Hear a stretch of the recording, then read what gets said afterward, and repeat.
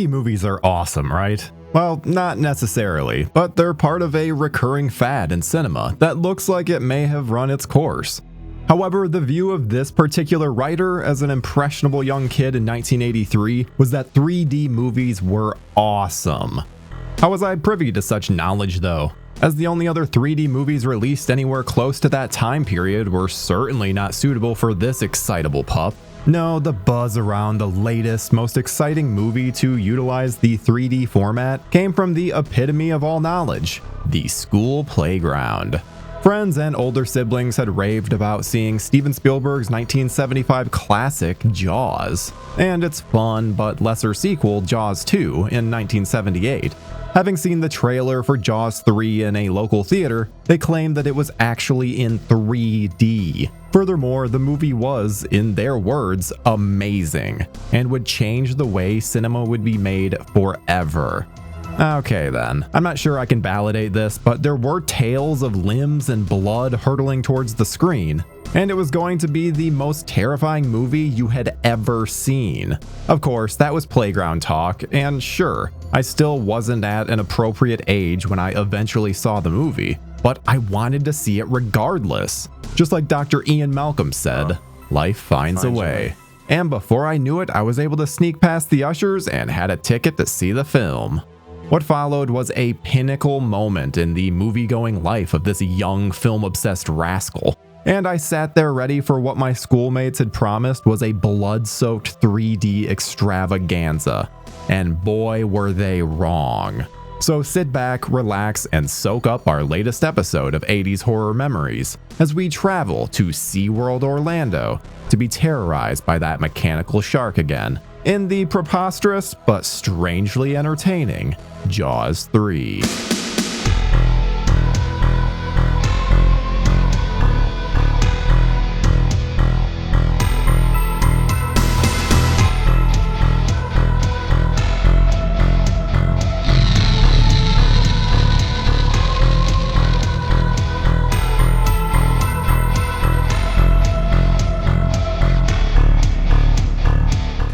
And that's one thing that I think the 80s captured.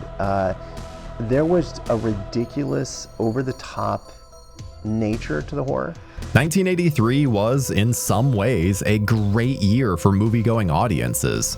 You had the De Palma classic Scarface, sci-fi behemoth Return of the Jedi, comedies like National Lampoon's Vacation and Trading Places, plus Tom Cruise's coming-of-age drama Risky Business. Matthew Broderick attempted to start World War III, albeit inadvertently, in war games, and fantasy epic Krull was good old-fashioned fun, while we were also treated to some horror gems in Tony Scott's The Hunger and Cronenberg's Videodrome. Plus, you know, there was Cujo and The Dead Zone. That's arguably not a bad return on your hard-earned cinema-going bucks. And while there were other notable theatrical gems too long to list in this particular video, one of the most anticipated movies was first-time director Joe Alvez's Jaws 3. The original movie is a bona fide classic that saw a young Spielberg at the very top of his game, so early in his directorial career. And while Jaws 2 doesn't live up to the first film, it still delivered enough scares and thrills to satiate fans. And it had just enough bite, you could say, and also brought back key members of the first film's cast to boot. However, it did manage to shoehorn some fairly ridiculous but fun action into the mix.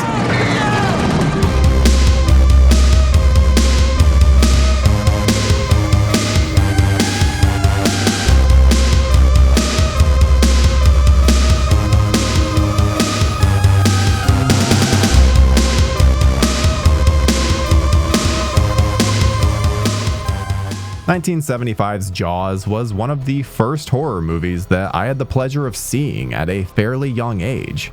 Again, due to the cunning on my part, and my parents having a bit of a liberal attitude to what their kids watched. Well, I mean, apart from the time that they banned me from going to see Rocky IV at my local cinema as it was apparently too violent. So you let me watch people being eaten by a huge great white shark but not two buffed up dudes pretending to hit each other? That's parenting 101 right there, folks. Jaws 3 left a lasting impression on me, and not because it was a great movie. No, far from it. but it was one of those cinema-going experiences that stayed with me for more nostalgic reasons. Back then, theaters were jam-packed on opening weekend, and sometimes the weeks afterwards, especially for what were generally regarded as tentpole films back then. Jaws 3, with its, if you believe the playground rumors, amazing 3D effects, was one of those movies. All we had to go on was a grainy trailer and that aforementioned word of mouth, so anticipation was at a fever pitch going into the film. However, before we get into the gory details of Jaws 3D itself, it's worth revisiting the film's production, as it turned out to be just as tortured as getting a mechanical shark to behave for Spielberg and his crew on the first movie. The idea for the Shark threequel was originally pitched by the producers of the first two movies, David Brown and Richard Zanuck, as a spoof called Jaws 3 People Zero. However, there was just one snag in this cunning plan: Universal Pictures. The studio hated the idea of making the movie a spoof. Had they not seen Airplane? I'll take care of this. Calm down. Calm down. Get a hold of yourself. Doctor, you're wanted on the phone. Executive producer David Brown summed up Universal's attitude about making the movie a spoof as fouling in your own nest. We should have fouled the nest. It would have been golden, maybe even platinum. Again, hindsight is a wonderful thing, but would the movie have been any better if it had went down that particular route? Maybe, but we will never know, and the movie itself is almost like a Sharknado flick anyway, just without the knowing self-awareness. Ultimately, writer, producer, and director Alan Landsberg bought the rights to produce the film, and initially approached experimental filmmaker Murray Lerner, who already had experience in the 3D format with his 1978 film Sea Dream. However, once he saw the script, Lerner described how his heart sank at the prospect of becoming involved, and bailed just as quickly as he was first approached. In the end, first-time director Joe Alves agreed to helm the project, after working as production designer on the first two movies, and also as the second unit director on Jaws 2. However, despite the production having its main man in place behind the camera, the writing process was typically complicated for what Universal were hoping would be a successful continuation of one of their key movie franchises. Several writers were involved, including Richard Matheson, who had previously written the script for Spielberg's 1971 television movie, Duel, and who, in his own words, claims to have written a very interesting outline for the story, despite it ultimately being credited to someone else. One issue was that Universal were forcing Matheson to include Chief Brody's two sons in the narrative, which the writer thought was dumb, especially considering that the studio also wanted the shark in the movie to be the same one that was electrocuted in Jaws 2.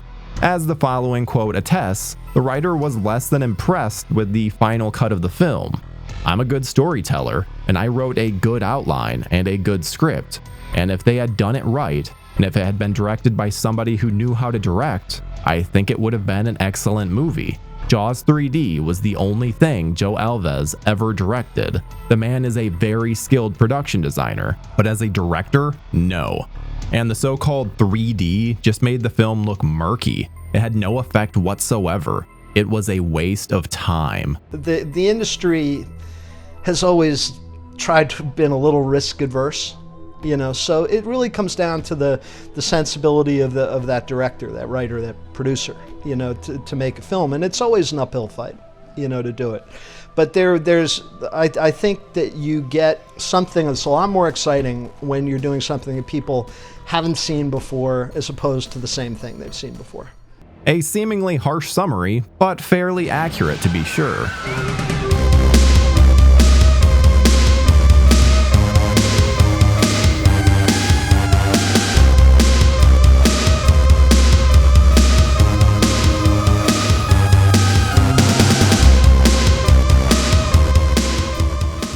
In perhaps a surprising and arguably bold move, Jaws 3 did not bring back any of the cast from the first two films. So gone were the legendary Roy Scheider as well as his on-screen wife played by Lorraine Gary. In fact, Universal had no option to bring back Scheider to play Police Chief Martin Brody again, as the actor made it very clear that he would not be interested in the project, stating that Mephistopheles couldn't talk me into doing it. They knew better than to even ask. To be extra certain of having no involvement in the movie, Scheider agreed to do the 1983 movie Blue Thunder instead, which turned out to be a very smart move, as that movie is pretty decent. Well played, sir. Well played indeed. So with the mostly lack of legacy characters, the slate was clean for the writers and producers to introduce a new smorgasbord of shark bait for the threequel. The most high-profile casting was Dennis Quaid, who was cast to play Mike Brody, son of Chief Brody from the first two films. Joining Quaid was newcomer and future mother of Marty McFly, Leah Thompson. Then there was Bess Strong, Simon McCorkindale, and Louis Gossett Jr. The cast overall was quite strong, but the most interesting tale from the production was Dennis Quaid's admission in an interview with Esquire from 2015 that he was high on cocaine in every single frame of the movie. He claims that he was at the height of his drug use while filming this, and would apparently stage fights with crew members during production to freak out the rest of the cast. If approached regarding the movie nowadays, his response is, "I was in Jaws what?"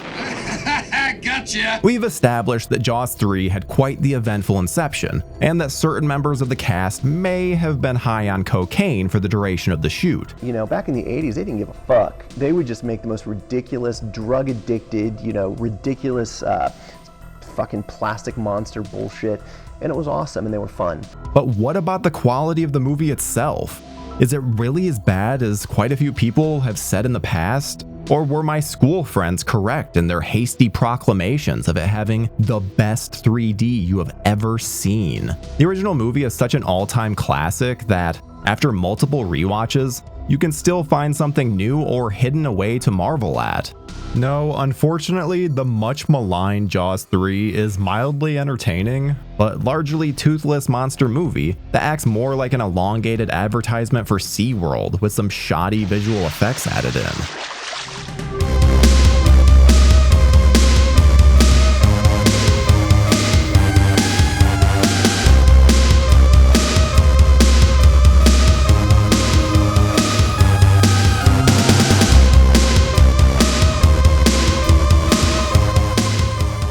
The plot sees Dennis Quaid's Mike Brody, son of Chief Brody from the first film, now working for SeaWorld alongside his brother Shawn.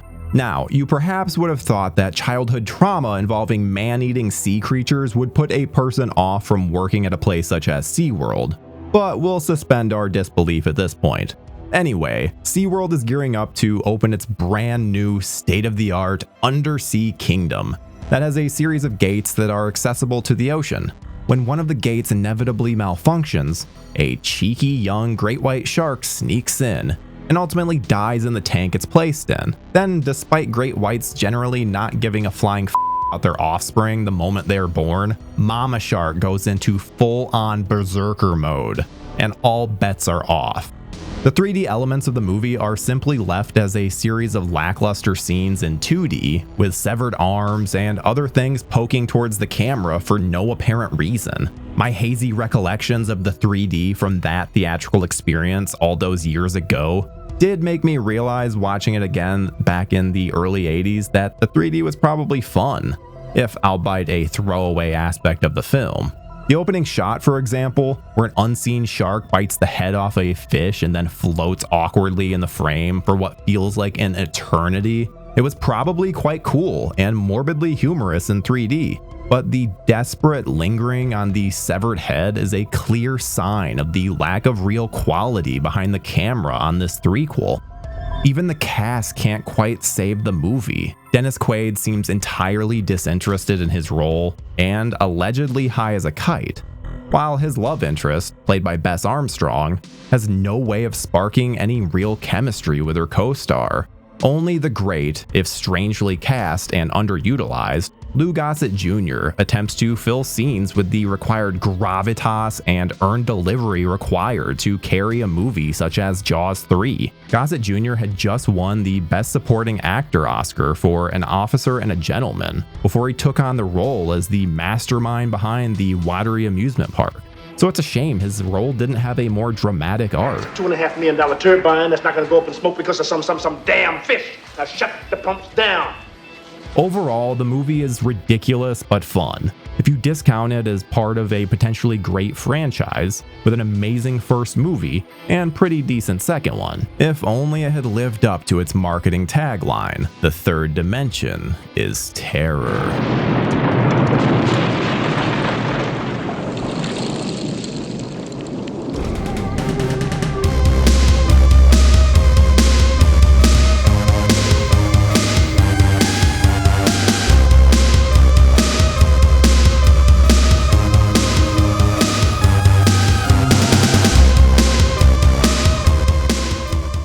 Despite Jaws 3 not exactly being the critical success that Universal may have been hoping for, it still managed to pull in a respectable total of $45 million worldwide, which was the highest for a 3D movie for some time in the 80s. This led to the inevitable continuation of the franchise, and before too long, audiences were treated to the unintentionally hilarious Jaws: The Revenge in 1987. Legendary English actor Michael Caine was somehow persuaded to join the cast of the fourth movie, and he at least plays his role with gusto throughout. Plus, we get ample use of John Williams' score in the movie to offset what is easily the worst entry in the franchise. It seems to have ended the series for good, and while you've got Jason Statham taking on gigantic sharks for a living nowadays, it looks like it'll stay that way. The most fun aspect of revisiting 80s horror memories for this series is the fact that we can look back on movies that help to shape our love of the genre in some way, shape, or form. While Jaws 3 is in no way a good film, it represents a time in my life where going to the cinema was an incredibly exciting thing for me to do. And yes, those school friends whose youthful exuberance and liberty with the truth knew no bounds. The theatrical landscape has changed exponentially since the 1980s, and while going to the cinema continues to be a huge thrill, the way in which we consume media is evolving. 1982 saw the release of a hugely successful Friday the 13th Part 3 in 3D, which started the trend in the decade of resurrecting the format. Avatar aside, 3D movies nowadays are no longer much of a draw for audiences. With the rise of streaming services and consumer habits changing constantly, movies such as Jaws 3 have their own special place in time for people such as me who had a fun time with it as a youngster, and its legacy lives on in this regard. On the next episode, pack a bag of goodies and make sure you have a whole bag of chips because we're going to visit Angela at sleepaway camp. Until next time, gore hounds.